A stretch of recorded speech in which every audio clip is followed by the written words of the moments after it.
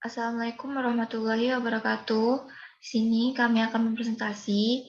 Sebelumnya, saya akan men-share screen terlebih dahulu.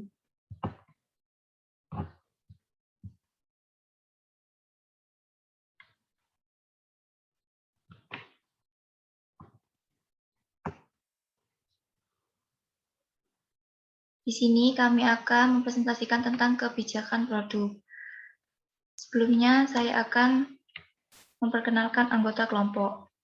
Yang pertama ada Muhammad Hermansyah dengan NIM 2211248866. Yang kedua ada Muhammad Asadul Khalim dengan NIM 2211244494. Yang ketiga ada Yusuf Al-Qardawi dengan NIM 2211244442. Yang keempat, saya sendiri Prihatini Puji Rahayu dengan NIM 2211248889. Yang kelima ada Mega Putri Aulia dengan NIM 2211249905. Yang keenam ada Rizky Romadona dengan NIM 2211245591. Yang ketujuh ada Wahyu Anggi Khairunisa dengan NIM 2211245567. Yang kedelapan ada Endah Sri Sulistianing Tias dengan NIM 2211248844. Baik, selanjutnya materi akan dijelaskan oleh Mega. Silakan kepada Mega. Terima kasih kepada moderator. Di sini saya akan menjelaskan tentang pengertian kebijakan produk. Kebijakan produk merupakan salah satu unsur dari bauran pemasaran sehingga perusahaan harus mampu menyediakan produk yang tepat bagi konsumen agar dapat memuaskan konsumen serta dapat meningkatkan penjualan perusahaan. Produk dibedakan menjadi dua, yaitu kategori yaitu produk konsumen dan produk industri. Saya serahkan kepada moderator. Baik, terima kasih. Materi selanjutnya akan dijelaskan oleh Wahyu Anggi. Silakan. Sebelumnya, terima kasih kepada moderator. Di sini saya akan melanjutkan presentasi tentang cara konsumen membeli. Di sini dijelaskan produk konsumen umumnya diklasifikasikan lebih lanjut oleh para pemasar. Berdasarkan cara konsumen membelinya meliputi A. Produk sehari-hari. Merupakan produk yang dibeli oleh konsumen secara teratur, cepat, dan dengan perbandingan dengan produk lain yang minimal serta usaha untuk mendapatkan produk minimal.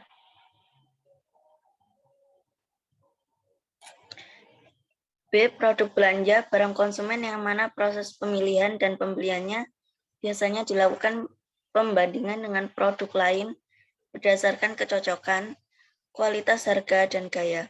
Contohnya antara lain pakaian, sepeda motor, dan mobil. C. Produk khusus, produk konsumen yang memiliki karakteristik unik atau identifikasi merek yang unik, sehingga kelompok pembeli yang cukup signifikan bersedia khusus. Contohnya antara lain produk-produk eksklusif yang memiliki spesifikasi dan tipe-tipe tertentu, seperti pakaian yang dirancang oleh perancang busana tertentu. Yang terakhir, D. Produk yang tidak dicari. Produk konsumen yang konsumen tidak tahu ataupun pengetahuannya tetapi biasanya tidak terpikirkan untuk membeli produk tersebut. Contohnya seperti asuransi jiwa. Saya kembalikan kepada moderator. Baik, terima kasih. Materi selanjutnya akan dijelaskan oleh Adam. Silakan. Terima kasih sebelumnya kepada moderator. Di sini saya akan menjelaskan tentang karakteristik utama yang dipertimbangkan pelanggan ketika ingin membeli suatu produk.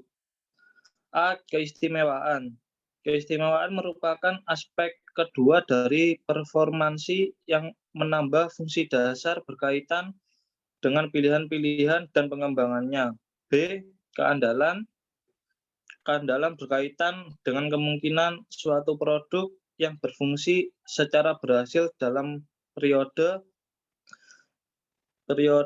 yang berkaitan dengan waktu tertentu di bawah kondisi tertentu. C. konforman. Konforman adalah yang berkaitan dengan tingkat kesesuaian produk terhadap spesifikasi yang telah ditetapkan sebelumnya berdasarkan keinginan pelanggan. Daya tahan merupakan ukuran masa pakai suatu produk. Kemampuan pelayanan. Service quality merupakan karakteristik yang berkaitan dengan kesopanan, kompetensi, kemudahan, serta akurasi dalam perbaikan estetika. Karakteristik mengenai keindahan yang bersifat subjektif sehingga berkaitan dengan pertimbangan pribadi dan refleksi dari preferensi. Saya serahkan kepada moderator. Baik, terima kasih.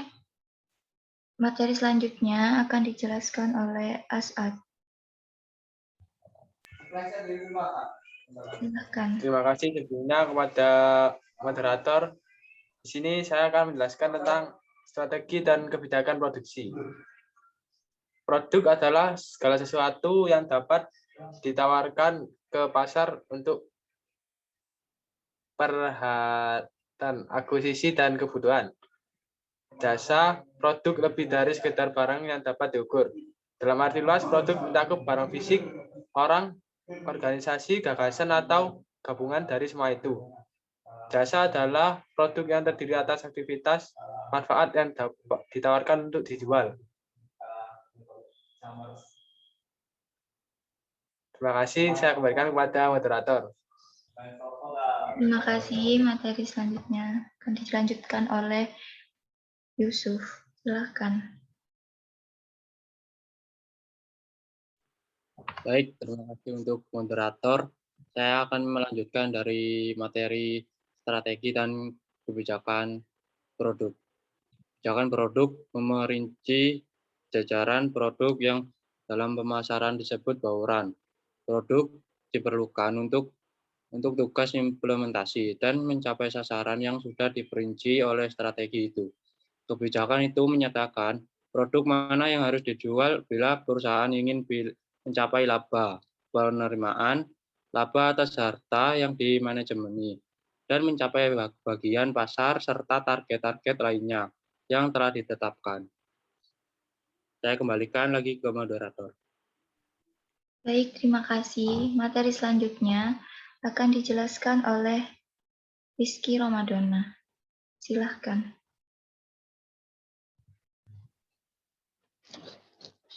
Terima kasih sebelumnya kepada moderator.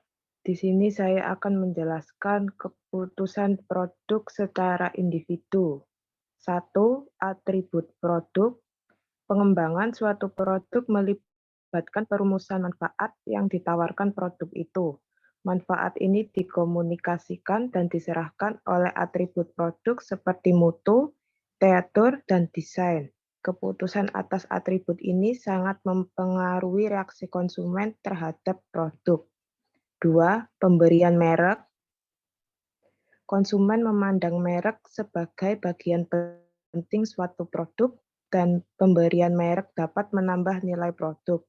Misalnya, kebanyakan konsumen akan menerima botol parfum Whiten Light bermutu tinggi, produk yang mahal.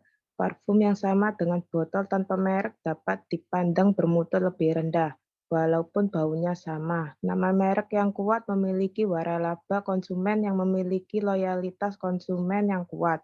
Perusahaan yang memiliki waralaba konsumen yang kuat akan terisolasi menjadi tangguh dari strategi promosi pesaingnya. 3. Kemasan. Kemasan meliputi kegiatan merancang dan memproduksi tempat atau bungkus suatu produk.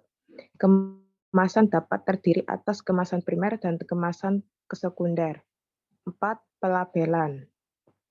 Label bisa bermacam-macam mulai dari tulisan sederhana yang ditempelkan pada produk sampai grafis rumit yang menjadi bagian dari kemasan. Mempunyai berbagai fungsi dan pemasar harus menentukan yang digunakan. 5. Jasa dukungan produk. Pelayanan pelanggan merupakan unsur strategi produk. Salah satu bentuknya adalah jasa dukungan produk yang meningkatkan produk aktual. Saya kembalikan kepada moderator. Baik, terima kasih. Materi selanjutnya akan dijelaskan oleh Enda. Silahkan.